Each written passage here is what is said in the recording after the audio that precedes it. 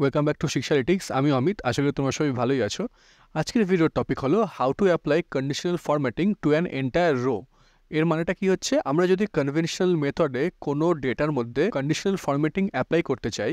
Suppose দেখো আমার কাছে এখানে একটা ডেটা আছে, যে এখানে দেখো আমার কাছে এমপ্লয়ের নেম আছে, আর তারা হচ্ছে প্রতি মান্থে মানে লাস্ট 3 মান্থে যেসব সেলগুলো করেছে সেই সেলসের ডেটা আছে, আর এখানে হচ্ছে সেই সব সেলসের টোটালগুলো এখানে করা রয়েছে। এবারে আমি কি চাইছি, যেই সব এমপ্লয় সেলস লাস্ট 3 মান্থে 1 লাখ রুপিজের কম আছে, মানে 1 লাখ টাকার কম আছে, সেই পুরো এন্টায়ার রোটা যাতে হাইলাইট হয়ে যায়। এবারে যদি আমি কন্ডিশনাল মেথডে যদি আমি এই পুরো সেলগুলোকে হাইলাইট করতে চাই, মানে লাইক কন্ডিশনাল ফরম্যাটিং অ্যাপ্লাই করতে চাই, তার জন্য আমাকে কি করতে হবে, আমি কিবোর্ড থেকে প্রেস করবো Ctrl+A, দেখো তো পুরো ডেটাটা আমার সিলেক্ট হয়ে গেল।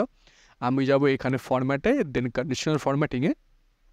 এখানে যাওয়ার পর দেখো এখানে এই যে ইজ নট এমটি, এখানে গিয়ে আমি দেখবো হচ্ছে লেস দ্যান। ওকে, লেস দ্যানে আমি যে এখানে 1 লাখ লিখবো, দেখো 10, 100, 1000, 10,000, 1 লাখ। ওকে, লেখার পরে আমি এখানে দেখো যদি ডান করি, দেখো শুধুমাত্র কিন্তু যেই রোগুলোতে লাইক নাম্বার আছে এবং যেগুলো 1 লাখের কম আছে সেগুলোই শুধুমাত্র হাইলাইট হয়ে আসছে, আর বাকি কোনো ডেটা কিন্তু হাইলাইট হয়ে আসছে না। কিন্তু আমার কি চাই, আমার চাই সাপোজ এখানে যে 87,000 আছে, এই পুরো 80,000-এর রোটা কিন্তু শুধুমাত্র হাইলাইট হোক। ঠিক আছে, যেই সেলগুলো এরকম যেই ভ্যালুগুলো এরকম 1 লাখের কম হবে, সেই সব রোগুলো শুধুমাত্র হাইলাইট হোক, বাকি অন্য কিছু হাইলাইট না হোক। তো এটা করার জন্য এই কন্ডিশনাল ফরম্যাটকে একটুখানি টুইক করতে লাগে, সেইটার মেথডে আমি তোমাদেরকে শেখাবো।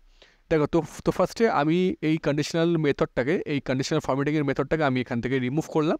করার পরে দেখো আমি পুরো ডেটাটাকে সিলেক্ট করবো একসাথে। দেখো তার জন্য আমি কী করবো, আমি যাবো হচ্ছে এই সেলটায়, দেন Ctrl+Shift+Right অ্যারো, তো আমার পুরো রোটা সিলেক্ট হয়ে গেল, দেন Ctrl+Shift+Down অ্যারো, তো আমার কী হলো, পুরো ডেটাটা কিন্তু একবারে সিলেক্ট হয়ে গেল। এরপরে দেখো সেম আমি এটাকে এখান থেকে কাটলাম, আমি যাব ফরম্যাটে, তুমি ওখান দিয়েও করতে পারো, দেন কন্ডিশনাল ফরম্যাটিংয়ে আমি ঢুকবো। যার পরে দেখো এইখানে এই একদম নিচে চলে আসবো, দেখো কাস্টম ফর্মুলাইজ। তো এই কাস্টম ফর্মুলাইজে আমি কি করব, দেখো আমার ভ্যালুগুলো কোন সেলে আছে, এই সেলে H। ওকে, তো এই সেলের এবার আমি সিলেক্ট করেছি কি এই 3 থেকে, দেখো আমি কিন্তু 3 থেকে পুরোপুরি ডেটাটা আমার সিলেক্ট করা। তো এখানে আমি =, দেন আমি একটা $সাইন দেবো যাতে পুরো মানে ইন্টার কলামটা হাইলাইট হয়ে যায়, লক হয়ে যায়। আমি এখানে H দেবো, দেন H3। আমি H3 কেন দিলাম, কারণ দেখো এই H কলামটাই আমার স্টার্ট হয়েছে, আর তার ফার্স্ট রো হচ্ছে 3, ওর জন্য আমি 3 দিলাম।